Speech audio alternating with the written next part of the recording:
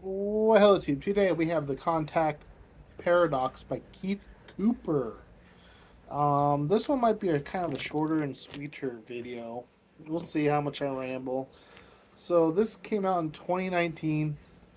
Keith Cooper is a freelance science journalist and editor since 2006. He has been the editor of Astronomy Now and was also the editor of Astrobiology magazine.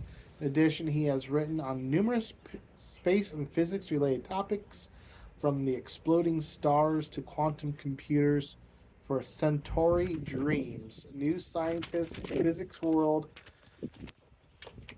and Sky and Telescope. He holds a BSc in Physics and Astrophysics from the University of Manchester. And yes, he's British. Here, at least he writes British, because I'm like, this word's misspelled. This word is misspelled. Apparently, they don't have Z's in England, so they're Keith Cooper. No, actually, Keith, if you ever see this video, Mr. Cooper, I apologize, because I'm going to absolutely butcher your book,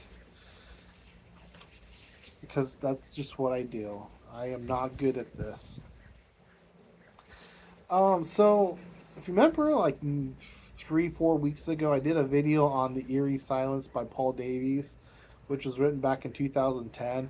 This very much felt like a updated version of that, with some more detail and what would the word be, antidotes? Like, he talks about like Babylon 5 and Star Trek and various sci-fi books, and I guess like the best way I could describe this book would be like if you take the eerie silence and then do it in the style of like what's his face, the stoic guy, not Malcolm Gladwell, oh, the Daily Stoic guy, what is his name? Boy, I'm terrible at this. Anyway, that guy. Ryan Holiday. Ryan Holiday. Brian Holiday? Holiday. The Holiday guy that writes about Stoicism. I can't speak. I can't think. I'm sure the audio on this is completely wrecked by all the wind. We're just going to get through this. Anyway, it feels like the eerie science. Because, like, you know how Ryan Holiday, even if you've never read any of his books, are they like drag racing through town? What is going on over there? Anyway, he takes like stories from real life people, and incorporates them into the ideas he's trying to talk about. He, Keith does this a little bit in this book, where he might be talking about a subject and he brings up a classic science fiction novel, or Babylon 5 or Star, and that kind of loses me a little bit, just because I don't enjoy like science fiction really. And why am I reading this? Because I did a paper in my college class, my Science 100 class. Yes, I know I don't look a day over 12, but I'm really 40, and I went back to school and I had to write a paper, and I wanted to do it on talking to aliens. So I read this. I don't know why I'm holding it way up here where you can't see it. So I read this book, and the eerie silence and the Fermi paradox and other things, because that's what I do. Where was I going with this? Anyway, yeah, okay, so that didn't quite hit close to home with me. Maybe if you're into science fiction books and TV show, maybe that would mean a lot more to you. But I was hoping, and this this is on me. It's not on the book. The book is what it is, and Keith, I think you did an excellent job on it. I was hoping it would be a lot more talking about ways and ideas of communicating with the aliens, hence the contact paradox. But like the eerie silence, he focuses a lot of the book on what makes up life. How do we think life begins? How um, uh, different things like the Great Filter and the Fermi Paradox and all that. He talks about all this stuff, which is really important, really, when you come to think about it. 'Cause at the root of the question is how common is life? Do we even have a shot?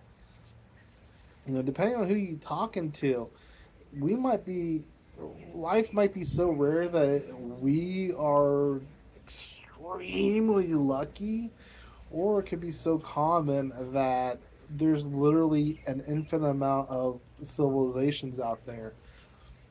And the truth is, it probably lies somewhere in between, you know, obviously, right? So, it's important to touch on those things. Just, I literally got done touching on a lot of those things through the eerie silence. Again, no fault. Sorry, no fault to this book. Isn't that cover really cool though? Yeah, right. So I guess rip audio. So really, my gripes with this book isn't gripes because of the book. It's gripes because of my own personal taste and what I just got done reading. So we really can't hold that against the Contact Paradox and Keith Cooper. So I will say, if you are into like this whole idea of communicating with aliens, um, either read this or the eerie silence. You don't really need to read them both. I would say probably sorry Paul Davies, get this one because um, it is more up to date. You know, written 9 years after the eerie silence. A lot of things have changed in the last few years that this was written. So I mean, when it comes to science and technology and stuff, as soon as you write the book, it's already outdated. It's just the sad truth when it comes to this sort of a book. However, I enjoyed reading it. It is very dense at times. I don't think it'd be just a fun Sunday read or anything like that. It's not make a cup of tea or hot chocolate and sit down and wrap yourself in blankets in the middle of winter and read the Contact Paradox. However, if you're kind of into this stuff, I could see as it being an interesting read. Let's just put it that way. Oh, by the way, if you use my affiliate link down below to buy the Contact Paradox at bookshop.org, I get a small commission. I was using that as a bookmark. I get a small commission. You get an awesome book at no extra cost to yourself. You help my channel out a little bit. You help Keith Cooper out a little bit. And this book will look excellent sitting on your shelf. So, I think that's it for this one, peeps. Have you read The Contact Paradox? Again, Mr. Cooper, Keith Cooper, Dr. Cooper. Maybe by now you're a doctor. I don't know. I don't know how these things work. If you see this, I apologize. I really did enjoy your book. Don't hate me. I'm just not very good at this. And that's it for this one, peeps. Let me know down below what I get right, what I get wrong. If Mr. Cooper sees this, I'm pretty sure he's going to find a whole lot wrong. I'm kidding, of course. I'm sure he's a wonderfully nice guy. Um, that's it for this one, peeps. Cheers.